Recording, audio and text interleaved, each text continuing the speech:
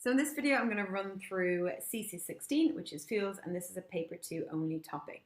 When we're talking about fuels, we're talking about substances that we can burn to release energy. And fossil fuels are a type of fuels that are formed over millions and millions of years. They form incredibly slowly from dead organic matter, such as sea creatures or plants or other organic matter. And fossil fuels are a finite resource, and the reason they're finite, the reason that they will eventually run out, is because they take millions of years to form and we're using them quite quickly. There are 3 fossil fuels that you need to know: crude oil, coal, and natural gas. And of those 3, it's crude oil that you need to know in detail. So crude oil is a mixture of hydrocarbons. So it's not a pure liquid. It's made of lots of compounds called hydrocarbons, and they're called hydrocarbons because they contain carbon and hydrogen only. If you're asked what is a hydrocarbon for 2 marks, you need to say carbon and hydrogen for 1 mark and the word only for your 2nd mark. So please don't forget the word only. Hydrocarbons come in all sorts of different shapes and sizes. They can be quite small. They can be really, really long chains. The carbons can be arranged in a ring structure. They vary massively in size, from very small hydrocarbons to very large hydrocarbons. Because there are so many hydrocarbons, to make them easier to study, hydrocarbons are put into families called homologous series. So hydrocarbons that have specific characteristics in common are all put into the same family, and these families are called homologous series. There are 2 families of hydrocarbons that you need to know: the alkanes and the alkenes. So as I said, they're both hydrocarbons. You'll see that they contain carbon and hydrogen only. Alkanes are characterized by the fact that they only have single bonds, whereas an alkene has at least 1 carbon double bond to a carbon. So you'll notice that in all of these, carbon only has 4 bonds: 1, 2, 3, 4. And over here, I've got 1, 2, 3, 4. So carbon is always going to have 4 bonds. In alkanes, all of these bonds will be single. In alkenes, you must have at least 1 carbon-carbon double bond. And as I said, both of the hydrocarbons I've drawn here are quite small. I've only got 2 carbons in each, but you can have really, really long alkanes with like 100 carbons in them, and similarly, you can have really, really long alkenes. Alkanes and alkenes both have what we call a general formula. So for all alkanes, you will always have twice the number of hydrogens plus 2. So in the example I've got above, N would be 2 because I've got 2 carbons. And if N is 2, then hydrogens should be 2 times 2 is 4 plus 2 is 6. So if I count here, I'll see I've got 6 hydrogens. So every time I've got 2 carbons, I'm going to have 6 hydrogens.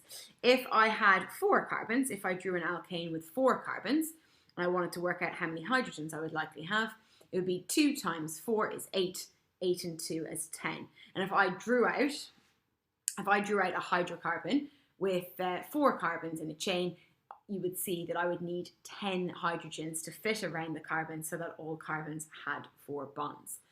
With alkenes, the formula is CnH2n, so you've got exactly twice the number of hydrogens. So here I've got 2 carbons, and you can see I've got 4 hydrogens. If I had 6 carbons in my alkene, I would have 12 hydrogens. If I had 10 carbons in my alkene, I would have 20 hydrogens, okay? So you need to know what these are. They're called the general formula. You need to know the general formula for alkanes. You need to know the general formula for alkenes. As I said, crude oil is a mixture, contains lots of different hydrocarbons. As a mixture, crude oil is not useful. But when you separate crude oil into the separate hydrocarbons, then those hydrocarbons can be used. And the technique that you will use to separate crude oil is called fractional distillation. And you can use fractional distillation because the different hydrocarbons have different boiling points. The boiling point is just the temperature when a liquid becomes a gas. Some hydrocarbons will have low boiling points and will become a gas at a low temperature. Other hydrocarbons have a much higher boiling point and would have to be heated to higher temperatures before they will go from a liquid to a gas.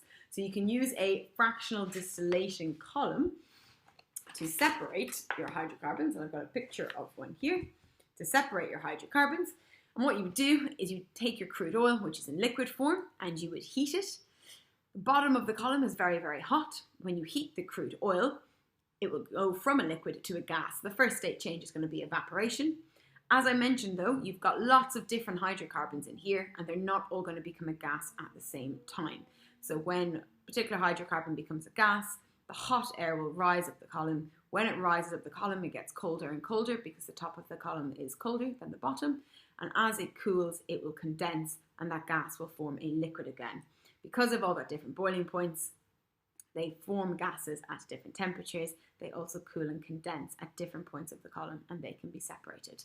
You need to know the 6 different fractions that you can get from crude oil. So I've got gases at the top, then petrol, kerosene, diesel, fuel, and bitumen. You need to know these 6 fractions, and you need to know their order. You also need to know what the fractions can be used for. So as I mentioned before, crude oil as a mixture is not useful, but when you separate it out into the different fractions, you've got fractions that can be used for a variety of things. So for example, gases can be used in gas cookers and gas heaters. Petrol is obviously used as fuel for cars. So you do need to know the fractions, you need to know their uses, and you need to know the order. As well as knowing their uses, you also need to know the properties of the different fractions. So you'll see, I've got my own version of a fractional distillation column, and I've labelled that the top of the column is where it is coldest, and this is where the smallest hydrocarbons collect. So all of the small hydrocarbons that might only have 2, 3, 4 carbons in there, they will all collect at the top of the column. So the smallest hydrocarbons collect at the top. The opposite is true for the bottom. The bottom is the hottest, and this is where all of the big hydrocarbons will collect. Next to the top, I've written easy to ignite. So small hydrocarbons are easy to light on fire. That's why gases are great for domestic heating and domestic cooking.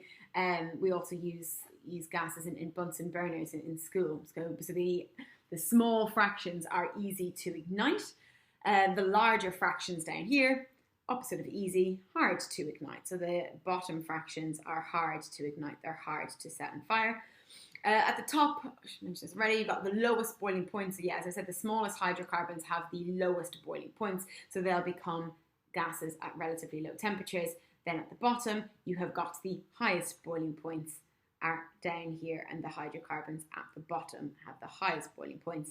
And the last thing I've mentioned is that the hydrocarbons at the top are least viscous. So viscosity just refers to how easy something is to pour. So for example, if you compared water with ketchup, ketchup is a more viscous liquid. It is thicker and it is harder to pour than water. So if something is viscous, it is generally thicker and harder to pour. The hydrocarbons that collect at the top of the column are not viscous. They're the least viscous. They are easiest to pour. So gases do flow easily, and so do certain liquids. Down here at the bottom, however, you've got thick liquids and they're difficult to pour. So we say that this at the bottom, the fractions are viscous. They're more viscous. So small hydrocarbons at the top, big hydrocarbons at the bottom. The top ones are easy to ignite. The bottom ones hard to ignite. The top ones easy to pour because they're not viscous. The bottom ones hard to pour because they are viscous. As I mentioned, lowest boiling point at the top. The highest boiling points are down at the bottom. So as well as knowing the fractions, the order of the fractions, their uses, you also need to know these general properties about the fractions of crude oil. Just one more point about the uses. If we look here at the uses, some of these fractions are more useful than others. So, for example, there's a huge demand for petrol because we use it as fuel for cars. There's not as much of a demand for bitumen, which is used for surfacing roads and roofs. Because some fractions are more in demand than others, and it's typically the smaller fractions that are more in demand than the larger fractions, you can take the large fractions or the large fractions that contain the large hydrocarbons, and you can break large hydrocarbons down into smaller hydrocarbons in a process called cracking. So for example, if you had lots of bitumen, which is made of really, really long hydrocarbons, and you didn't have a need for bitumen, but you had a need for petrol, you take the long hydrocarbons in bitumen, you would go through a reaction called cracking, you'd break the long hydrocarbon in bitumen to smaller hydrocarbons, which could then be used as fuels for cars. Okay, so that's a way of getting around the low supply of some of the smaller, more useful hydrocarbons.